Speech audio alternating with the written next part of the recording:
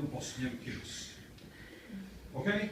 Then, one over there is Catholic Bosnian documents, then Orthodox Christian Bosnian documents, and then Islamic Bosnian documents.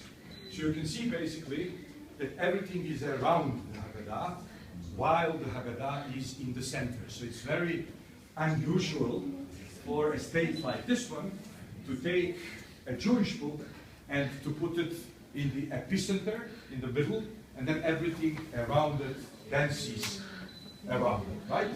Now there are reasons for this. There are reasons for, we can certainly speak today about Haggadah mythology in Sarajevo. Now, when I say Haggadah mythology, what does it refer to? This is one of the very important Haggadah.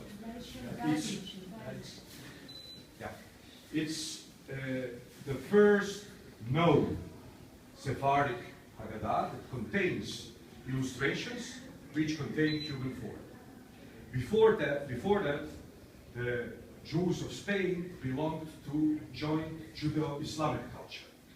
Consequently, their art of illustration was Judeo-Islamic art, which didn't contain human pictures in illustrations. Now, with the Reconquista, Christian Spain was becoming bigger on account of Muslim Spain. And then all of a sudden, with the success of Reconquista, many Jews found themselves in the Judeo-Christian tradition and culture. And this Haggadah basically is Sephardic, Judeo-Islamic in terms of the shape of the letters.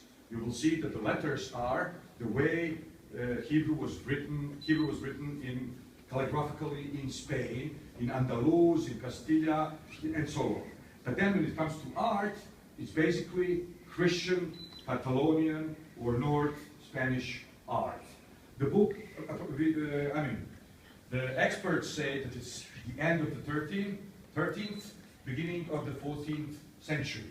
We know that the book was produced in Catalonia because there is escudo. How do you say escudo in English? The shirt of Messi. Is the shirt of Messi in it with the colors of Barcelona, red and blue. All the arms. So there is coat of arms, right, of Catalonia and Messi and Aragon and so on. Now, there are many things to say about the Haggadah, but some things that I would like to underline. So first of all, it basically tells the entire story of Genesis and the entire story of Exodus, the first two books of the Bible, and the art. Not only the art is obviously Christian, but also the book abundance with what today we would call anachronisms. What does that mean? They didn't have any knowledge about archaeology. So, if the good book, right, if Genesis says king of Egypt, right, Paro is the king of Egypt. Now everybody knows how a non-Jewish king looks like. He has a crown, and the crown has a cross. Now, the king of Egypt, he wasn't Jewish, right? So he was a Gentile king. If he was a Gentile king, that's the kind of crown you would expect to see on him, right? To sleep with. This is the sleeping crown. And then if you remember when they throw Joseph to jail, okay, so this is the way they imagined an Egyptian soldier throwing Joseph to jail, right? So he looks like medieval Spanish soldier. Now, so I'm jumping from one subject to another. But what's interesting is also that we can. About the animals. I will get there. You can also see that some things were occasionally added to the Haggadah in different places. So we know exactly, we can restore exactly the way which Haggadah made from Spain to Bosnia. Because at one certain point, let me just find it, fortunately,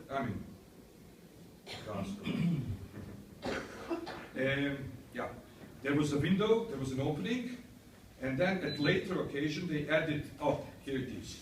So you can see that they have added here in those two original 13th, 14th century Spanish windows, they've added Italian figures, right, from the Renaissance period, and you can see that this was not part of the original Haggadah. Now, there is also the Inquisitor of Venezia, right, writes that he checked the book, and there is nothing against Christianity in it, so it can enter the Serenissima Republic, right? So, and interestingly enough, he knew. That's fine. Well, that's Psalm. They themselves read it, and they think that it speaks about the pagans. So now, interestingly enough, Inquisitor, in this particular case, he really knew Hebrew, so he knew that the book ends here and not here, right?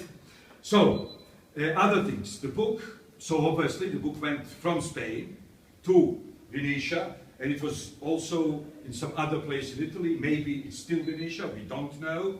However, though, the book comes to Sarajevo. How do we know that it comes to the Ottoman Empire? Well, you can see here Makat Bechorot, right? This is a representation of the execution of the firstborns, right? Okay, so the kid, someplace in Sarajevo, I want to believe that it's a kid, not his father. Okay, so the kid said, what is on this picture? So they told him, this is the execution of the firstborn. Now, firstborn should be males, right? Now, in the Ottoman Empire, males have moustache. So the kid added moustache. Moustache. You see the moustache? Moustache. Ça va? Pues nos mustachudos. Okay. אתה חושב שהילד אי אפשר להסביר בצורה אחרת למה פתאום לכל אחד יש שפה. אוקיי? עכשיו, yeah, additional things. Oh, here you can see that. The Ottoman culture was very monolibric culture.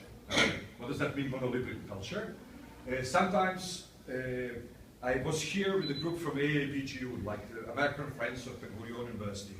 So I took them to a typical Serbian house and later to a typical Muslim house from Bosnia and Herzegovina. And then I told them what these two houses have in common, and they are both missing compared to your houses. And then people started, you know, oh, they don't have a watch. No, they do. They don't have, no, spiegel. Mirrors. They don't have a mirror. So I say, well, 1, 2, 3, plenty of mirrors. Yeah. So what they don't have is library. Right. If you were a rabbi, if you were, a Franciscan priest, but even many Franciscan priests in Bosnia were illiterate. But some wrote some books and some had some books. If you were an imam, right, you belonged to ulama, then you would have a library. Normal people, what's the books of the books? What's the book of the books of the Jewish people? No, of course not. Siddur, prayer book. Everybody can live without the Bible. Nobody can live without Siddur. Every single household had one single book, Siddur. Some people had Torah, not everybody. There were Torah, there were books of Torah in the synagogue, so you go there and you learn. Everybody had a Siddur, and then in that Siddur, they would write everything.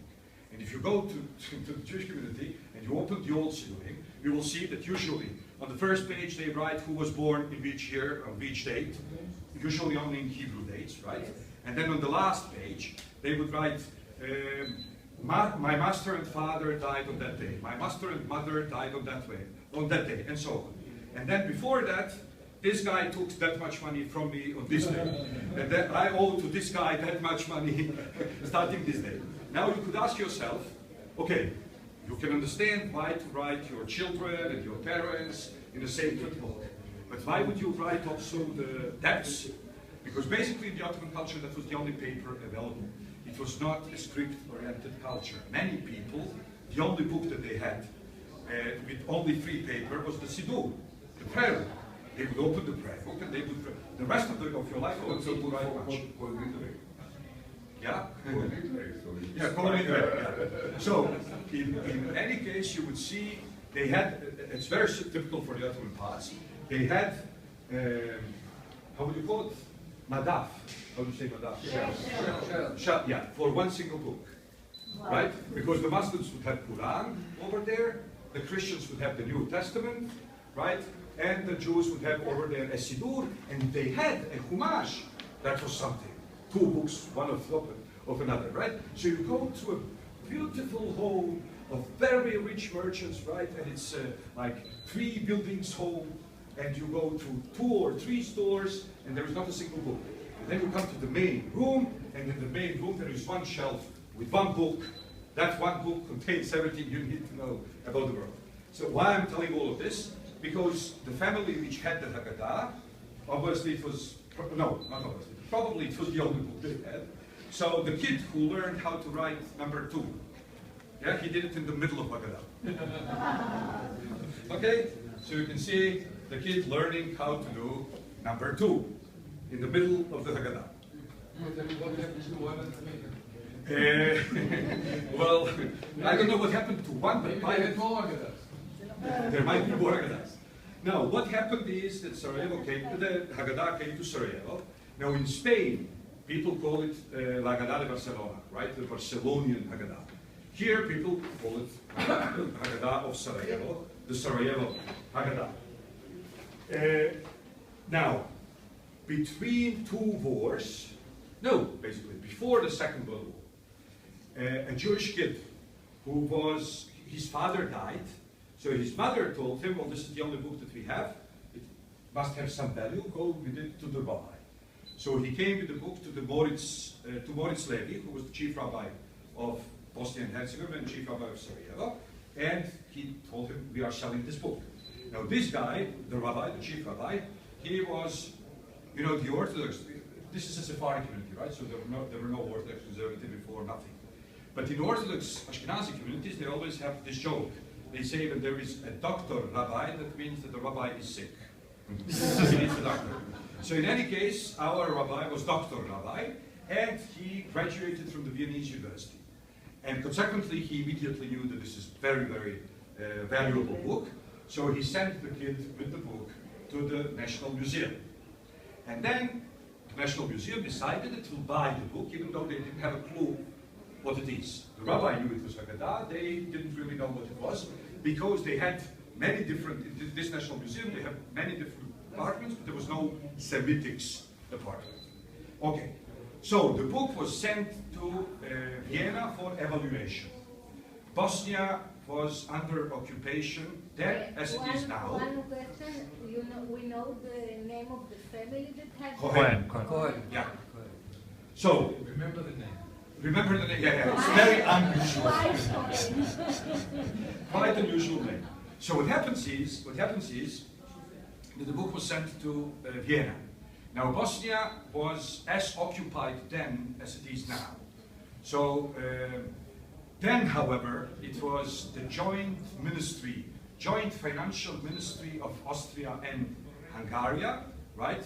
That was running the country.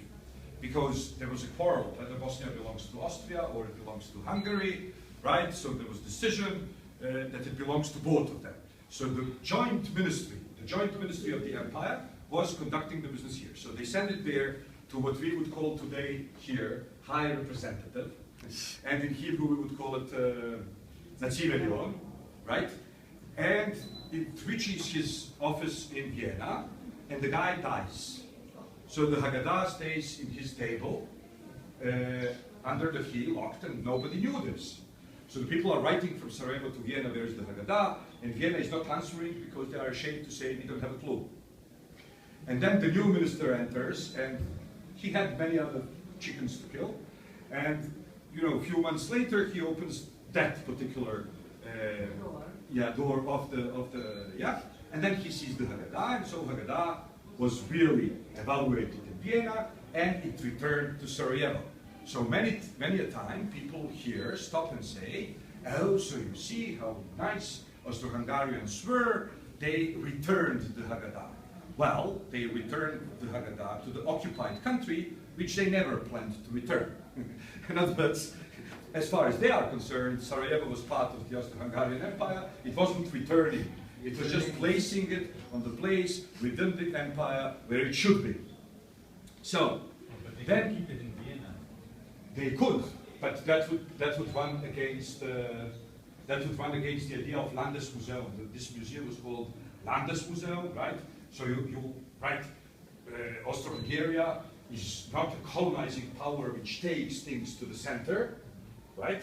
Unlike France and England all over the world. Rather, this is part of the empire, and consequently it has its own museum dealing with its own history, and so on. Okay, so this is all part of a bigger narrative. In any case, the Second World War starts, and as we all know, the Germans wanted, on purpose I'm not saying Nazis, I don't know how do you feel about that? Germans, right. So Germans had an aim to open the Museum of Extinguished Nations. And from all over the Jewish world, they wanted to bring exponents. From Sarajevo, they were interested in two things. One thing was the Pinkas of the Jewish community of Sarajevo, right? Pinkas would be the protocol. And the other thing was the Haggadah. The difference, however, was that Pinkas belonged to the Jewish community, and Jews didn't feel this was time to be courageous. So as soon as the SS representative entered the Jewish community to ask for Pinkas, he was given one. Now, when they came to the museum, there were two guys running the show. One guy was a Croatian director of the museum, and the other guy was Muslim, Albanian director of the library. Okay? Dervish Korkut is his name. So they had a small talk before the SS officer came, and they knew that Haggadah would be requested. So they decided not to give it.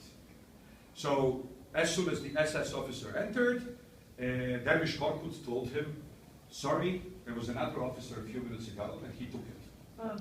So he told him what was the name of that officer, and he said, did I ask you what was your name? I mean, you know, he was an SS officer. He said, give me the Haggadah. I gave him. So now the story or the legend goes into two directions. It splits into two directions. One direction which is supported by the widow of late Dervish Korkut. She says that he immediately sent the book out to a Muslim village, and then the Muslim imam put it under the threshold of the mosque. Now all of this is unnecessary, right? Why would you need it under the threshold of the mosque? And besides that, the Muslims themselves can get killed, because in Bosnia everybody kills everybody in the war. Yeah, right, occasionally. So the other legend is, no, he just, and that's the best way, and the guy was a librarian, and nobody knows it better than librarians. The best way to hide a book is to put a wrong inventory number on it. So the other story, supported by, not by his wife, but by other people from the museum and from the intellectual milieu, they say that he took one of the books that since it was printed, nobody ever asked for it, right? And there are many like that, especially we in academy know about that phenomena. So he took that number, put it on the Haggadah, and put it on the shelf, and then nobody till the end of the world didn't ask for the Haggadah. So this is how the Haggadah survived the Second World War. Now in the Third World War, which is the way Bosnians like to refer to the civil war which happened here between 92 and 95, basically the Haggadah was kept together with the president of the presidency, because here we don't have a president, we have presidency. So there are three presidents, right? One Bosniak Muslim, one Serb Christian Orthodox, and one Croat Christian Catholic. So the Muslim president was sitting in the safe of the National Bank, and the popular story says that he was sitting on the Haggadah. I'm exaggerating, but they say, you know, that they kept the Haggadah and the president in the same safe in the bank. Then there is a professor from the university which tells this beautiful story about how he himself was sent to save the Haggadah, and then other people say, well, he wasn't sent to save the Haggadah, he was sent to save the insignia of Bosnian kings. So he came to the museum, and the Haggadah and the insignia of Bosnian kings were in the same safe, so he picked everything and took it there. So there are always, you know, competing, yes, there are always competing narratives. In any case, the Haggadah survived. Now the interesting part of it is that during every war you have a lot of psychological war and propaganda war also. So Serbs and Croats started saying that Muslims sold the Haggadah in order to pay for the weapon, right? And then in Israel also people picked on this. So on the news there was a question whether the Sarajevo Haggadah was sold, it wasn't sold, and so on. So the same president from the safe came with the book from the safe to the Jewish community on Pesach, and he brought the Haggadah to the Jewish community to show them that Haggadah is virgo intacta, right? That it's still there and untouched. So it stayed there during the ceremony. It was in 93 or 94? I don't know. 94. Yeah, 94. Okay, and then it was obvious that Haggadah was never sold and so on. So today, basically, and if we have time later, we might try to explain what happened here. It's irrational, so don't hope to understand it, but we can just, go through a few facts. In any case, today, Sarajevo today is the capital of Bosnia and Herzegovina all together, right? Now, Bosnia and Herzegovina has two parts. The Republic of Serbia, the Serbian Republic, which is 49% of the country, of the territory, and then Federation, which is basically Muslim and Croatian. Federation, which contains 51. So, okay. So the idea is that there are forces within the Serbian and the Croatian body in Bosnia and Herzegovina, which wanted during the war to split the country into three, right? And finally, the country was not split, but it has two entities, and there are always quarrels in the undivided entity, because the Croats would like to have their own entity. So, for the creators of the Bosniak, state-centered, Muslim-based narrative, it's very important to have Haggadah in the middle of the story, because it's telling the story of united Bosnia and Herzegovina, which is open to everybody, and which has its statehood as proved by the medieval documents, and which it has its four religions, all four of them monotheistic, 2 Christian, 1 Muslim, and as a cornerstone, the Haggadah. So today, this exactly, okay, let me explain it this way. Is Haggadah very valuable? Yes. Is it one of the most important Sephardic Haggadot? Yes. Does this mean that Haggadah should not be on display? Of course not. There is plenty of books which are even older, and much older than this Haggadah, and which are on display. And if somebody goes to Spain, you can see the Haggadot from the same period, or other books from the same period, and they are on display. They are on display because they are only old Jewish books. This book over here ceased to be only an old Jewish book. It is a very powerful symbol, right, that the Bosnian government is using to transmit the narrative of united Bosnia and Herzegovina, which is open to everybody, which was open to accept the Jews, and which is multicultural and multi-ethnic and multi-religious. And this is why in the city, which is basically very Muslim, because today like 95, 96, 97% of the population is Muslim, you still have in the National Museum the room with the Stars of David, and it's painted in blue, and if you look at it from outside during the night, it looks just like the Israeli flag, because you have Magen David in the middle, and you have white and blue, right? So I'm not aware of too many cities with overwhelming Muslim majority which would have such a national museum. Okay, so to put everything to a deserving end, I will just underline a few things which are important to know when we speak about Sarajevo Haggadah. First of all, how do you say in Ladino kippah? Isn't kippah la rosh? Kippah la rosh, of course. You don't? Yes, No, you say yes, the same. Oh, okay. Carapuz. Karapuz זה אבטיח. זה אבטיח. לא, לא, קרפוז, זה... זה אבטיח. לא. Can I just show you something and then we can quarrel? לא, לא, בכל מקרה זה קרפוז. קרפוסה, משהו כזה. אין מילה לכיפה. There is no word for כיפה because there was no כיפה. Very simple. בסוף המאה ה-19 קרפוז. בסדר. Okay, that's something else. That's something else. That's when they started also saying ts instead of so or s. But that's another story. So, you can see over here in medieval Spain, illustration, Rabban Gamliel היה אומר, right? So Rabban Gamliel is painted with a short, how do you say short? Whip, right. With a whip. It's very educational thing, right? So he's teaching children. And out of 3 pupils, 2 have uncovered head, nothing with their heads. By the way, they are also very Nordic. They're also very blondine. They have blue. That's why Blue eyes and yellow. Yeah, and one of them has a cuckoo, not the head, not kippah, right? But the cuckoo head or whatever is the English version. Capuchon. Hood. Okay, Robin Hood.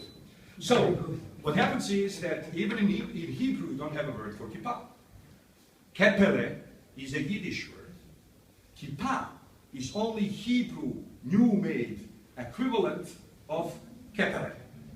And then the other word for that is yarmulka, right? Which again is not a Hebrew word.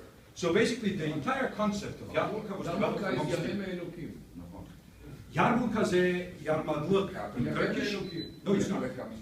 The linguists are saying that it comes from Turkish and it means the pure head. And basically the original yarmulka looked between modern yarmulka and Streibel, because it had, on the outside, it had the pure. And yarmadluk in Turkish is pure head. So, but a popular is Yereme Elohim and so on. In any case, I will show you, if we have time, I will show you the pictures of Sarajevo rabbis. The Sarajevo rabbis were divided into two ways of conducting their business. There were rabbis a la turca and rabbis a la franca. So the rabbis a la turca would have a fez, a talabush, and they would wear it from the moment they open their eyes till the moment they go to sleep. All day they were with fez. And then there were rabbis a la franca. Now the rabbis a la franca were just like you. They were dressed according to the latest Parisian dictates, right? And when outside of their homes, or when in the synagogues, they would have a hat. Nobody, not the fez barriers, nor the hat barriers, nobody ever had a kippah. And secondly, they never developed a word. Now in those communities in which, for whatever reasons, there was war, whatever, they're imitating the Ashkenazi ways, they developed the word only in the late 19th century, the word for kippah, and then in some communities they say taka, and so on. But you can see that even in medieval Spain, Jewish learning, in the middle of Jewish learning, you don't have a covered head. Okay. Other things that should be underlined, basically. Oh, okay. Let me also say that we are dealing with literature here. So Geraldine Brooks recently wrote a book which became a bestseller, and the book is called "The People of the Book." And this book is wishful thinking. This is the peak of wishful thinking in modern humanity, because I'll show you the picture which she is based. Anshe Sefer.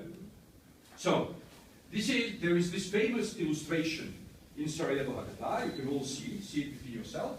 So you can see that from the far left, there is a black woman sitting next to the Passover table, right? Okay. So according to Geraldine Brooks, this black woman is the artist who illustrated the Haggadah. Woman.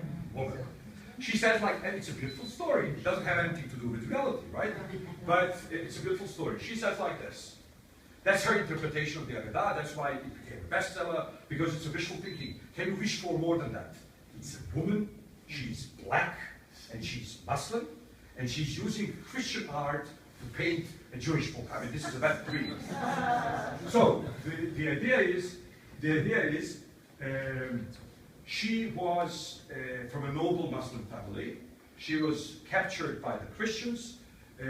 she was burned. She was a slave of the Christian king, and on Christian king's court, she learned Christian art. Then her Christian master, the king, gave her as a present to his Jewish doctor. Now, this Jewish doctor had a deaf, mute son, so she needed to illustrate the Haggadah for that son who could only see things and he couldn't hear or speak. So this black Muslim lady, let's underline, this black Muslim lady, this Ofra will show, lady, was using Christian art to illustrate it for the Jewish kids. Of course, this doesn't have to do anything with any reality, but it's very probable that the artist was Christian, paid by a Jew. And if not, then these are the first Jewish artists in Christian Spain. And you can see that sometimes the art is very Christian, and also the physiognomies and also the colors, just like that Rabban Gabriel with his two Nordic Aryan students who look like from the prospects of the Nazi party, right? They are very... and Germanic. And then at the same time, you have this illustration, which is very North African, Southern Spanish, Moroccan, or whatever you want to call it, but it's okay. So we don't know whether this is a Jewish artist who is combining the Andalusian art with Christian art. Whether these are two artists, one of them Jewish, another Christian. Both of them Jewish, but one of them Jewish from Muslim lens and another Jewish from Christian lens. In any case, you can see, and that's interesting, probably they didn't pay attention that the Haggadah also contains illustrations with Lily, right? Lily, yeah. Now Lily was the sign, emblem of the Bosnian flag during the war. So basically I would expect the Haggadah to be opened on such a page. Yes, on such a page. Right. Okay.